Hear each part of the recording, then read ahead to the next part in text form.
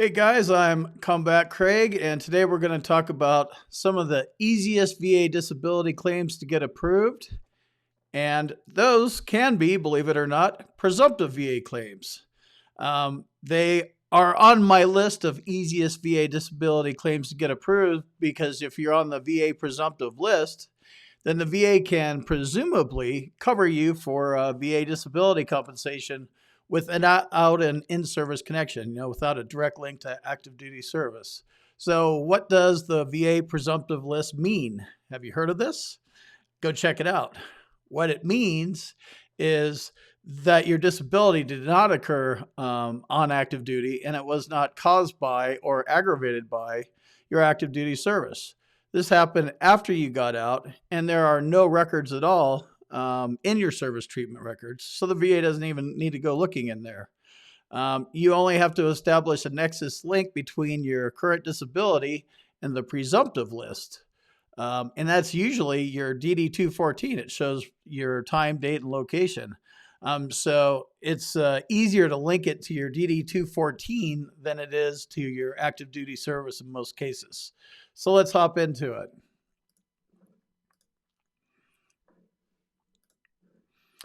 So how do you win a presumptive condition?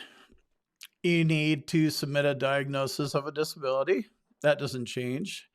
You submit your DD-214 to show you are at a time and a place that was on the list. That's different than your average direct service connection or secondary service connection claim. You still need a nexus letter describing the link between your current diagnosis and symptoms and the VA presumptive list. And then I would attach a copy of the VA presumptive list so the VA rater knows what you're up to. So they don't try to, screw up and start trying to do this on a direct service connection basis or something like that.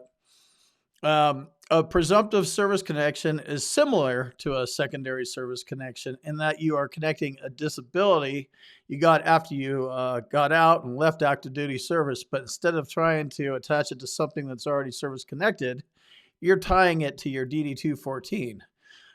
So if you have this, that's why I think this is one of the easiest claims to win if you're on the presumptive list. There's multiple lists and conditions and parameters, and we'll go over that. But I actually fell into this category, and that's what I'll explain now. So I'm a Desert Storm combat veteran, and I filed a VA claim for combat PTSD. I provided the diagnosis of PTSD. Took me 27 years to figure that part out, but once I got the diagnosis, I provided a nexus letter explaining the link between my current symptoms and my active duty service / DD-214. And I also documented the severity of my symptoms, which put me at 70%. So I have a 70% rating for combat PTSD. I provided my stressor and my personal statement.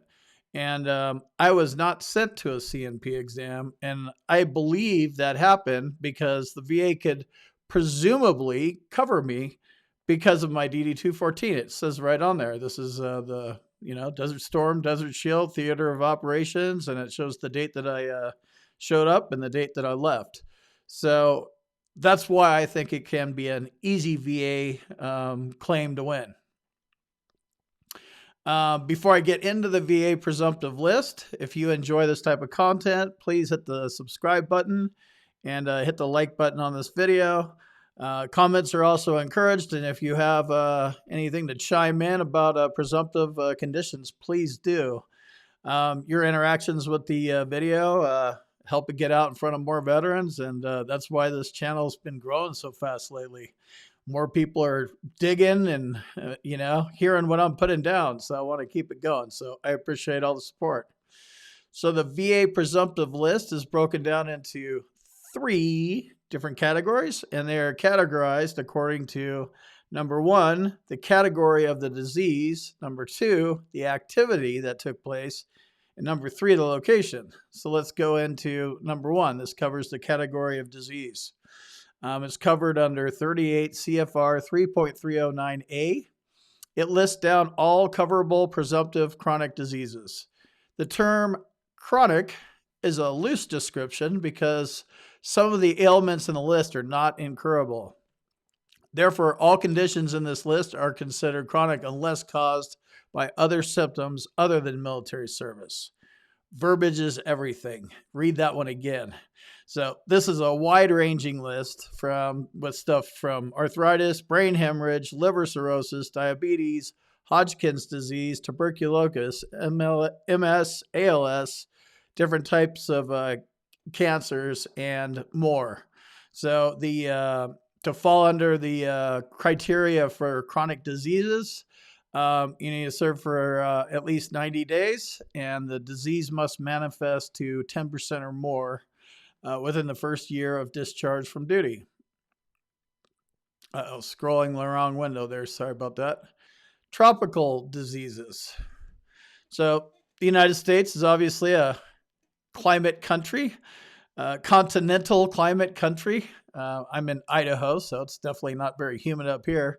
So, if you're suddenly deployed to a triple canopy jungle type of a country, such as Laos, Cambodia, Vietnam, Panama, anywhere in South America, I guess, anywhere down in the southeast part of the United States probably falls under that too. But anyway, all of a sudden you're in a triple canopy jungle kind of a country. Your immunity would be weak, and illnesses, may take some time to manifest after you get out.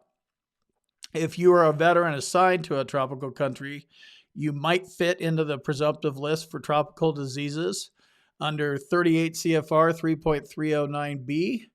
I was deployed to Panama during Operation Just Cause, so I would fall in this category if I had one of these conditions. I didn't decide to go that route, but I just remember never being anywhere so humid in my entire life. And this is when we kicked Noriega out in 1989, and it was like I was in the Air Force, so the Army, they stayed in tents. That must have really sucked. We were in these air-conditioned hooches.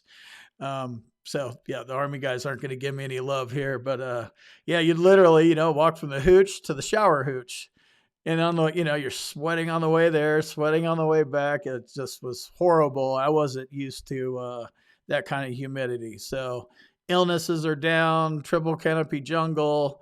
They had a snake called the two-step, like it bites you in two steps, like the world's only poisonous moth, all sorts of crazy stuff. So all that stuff falls under tropical diseases. Kind of rambled a little bit. So those covered number one, and those were the category of the disease. So chronic diseases or tropical diseases. Now let's talk about activity part.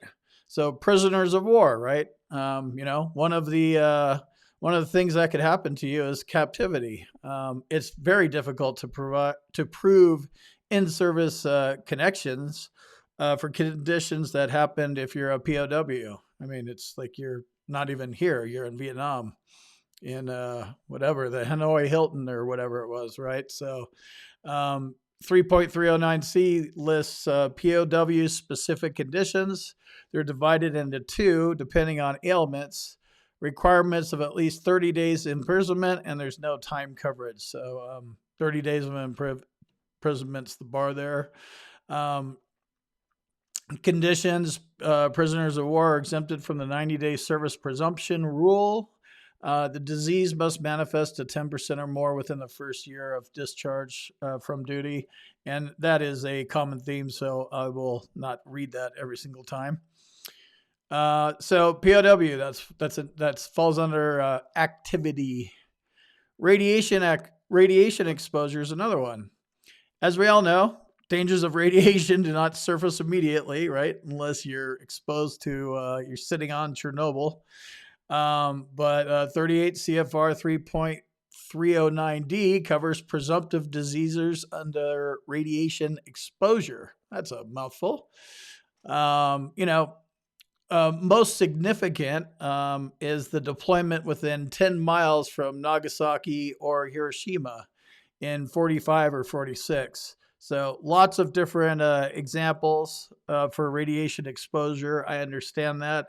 I'm trying to illustrate a point here, so that's why Nagasaki and Hiroshima are in here. And obviously, this has been going on for a long time.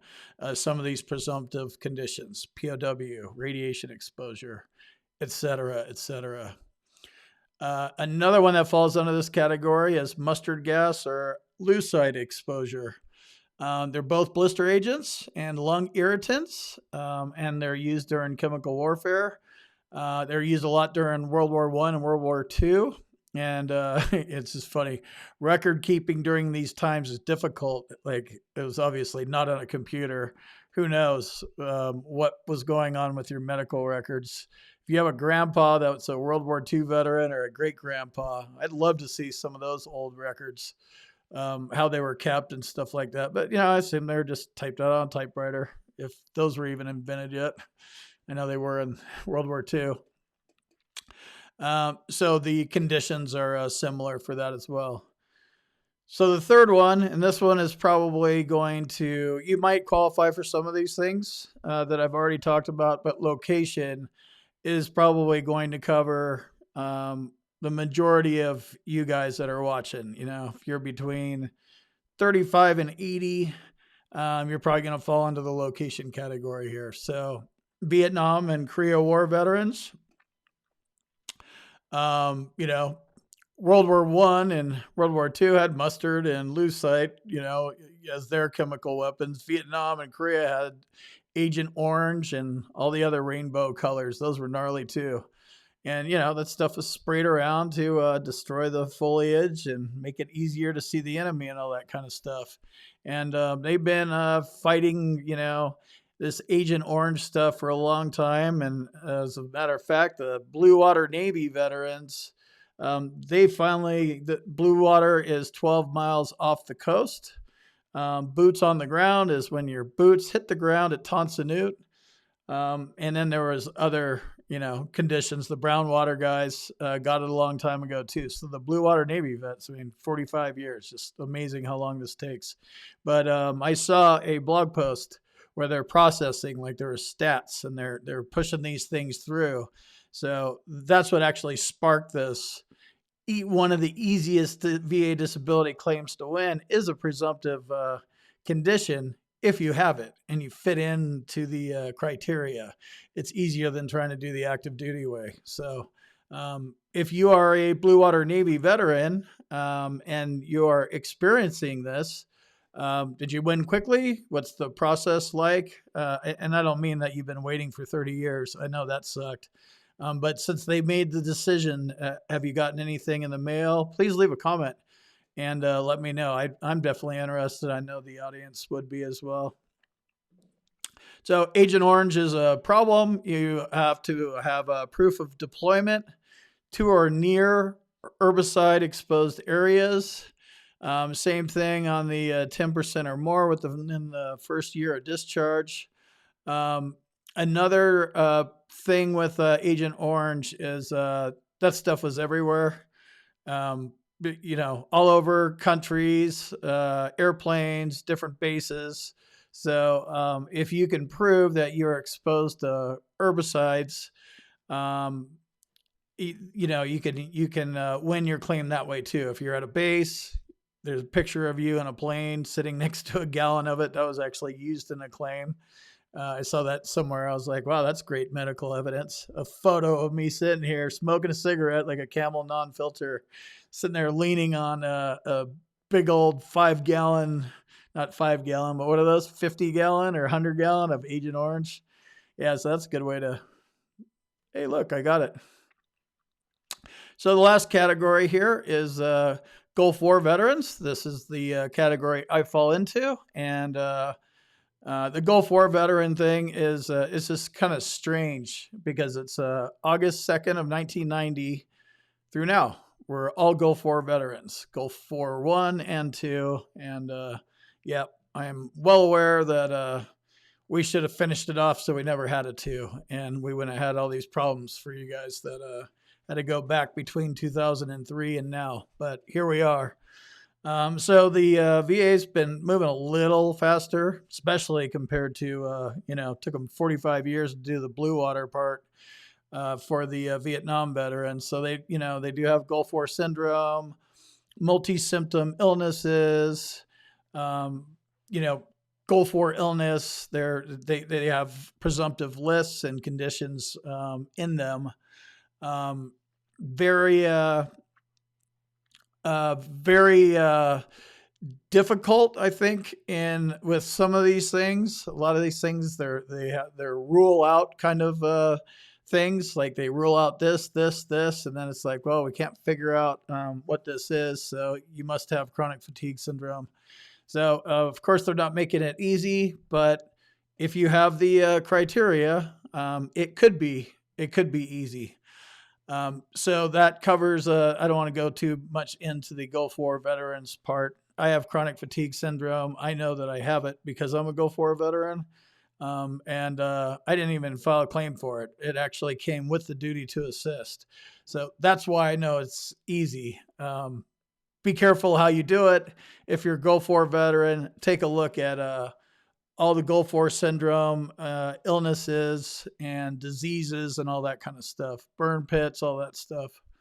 And then the last category is the Camp Lejeune water catastrophe. This one's covered under 38 CFR 3.309F. And it covers former reservists or National Guard veterans who were exposed to the contaminated water supply at Camp Lejeune. If deemed presumptive, it'll date back to March 14th, 2017. So you need to have proof of at least 30 days stationed at Camp Lejeune, North Carolina between August 1st, 1953 and December 31st of 1987. So that's a pretty big gap. Again, the diseases or symptoms must manifest to 10% or more within 1 year of discharge. And that's the main list and the main part here about the presumptive conditions. I lost already. Where is it? There it is. So the presumptive, it's a category of disease, activity, or location. I think a lot of us watching YouTube and stuff like that are probably going to be on a location thing. But I don't know. Everybody's different. Your situation is different than mine, and just kind of what I see. So I think a presumptive VA disability claim can be easy if you were there and you have a disease that is, known to be on the list, and you don't have to go the active duty route. You can go you just point to your DD-214. That's why I think it's easy. And then I got a little luck there. And also I never filed the claim for that tropical diseases, but I could have done that because I was in Panama, and that totally fits the criteria for a tropical place, a tropical paradise.